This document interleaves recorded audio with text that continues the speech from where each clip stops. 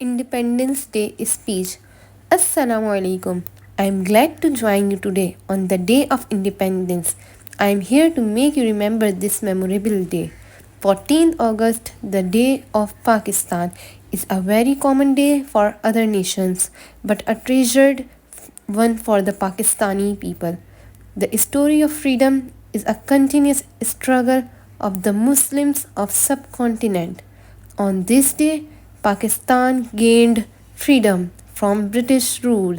During the British power era, Muslims faced many hardships, but through the restless efforts of Quaid-e-Azam Muhammad Ali Jinnah and the Muslims of subcontinent, today we are living peacefully in our country and following our religion. Let's salute the father of the nation for his great effort for the establishment of Pakistan. But today we have totally forgotten the purpose behind the creation of Pakistan.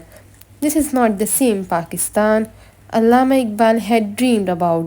This is not the same Pakistan for which Quaid-e-Azam had sacrificed everything, even his life. We need to realize the true meaning of this country.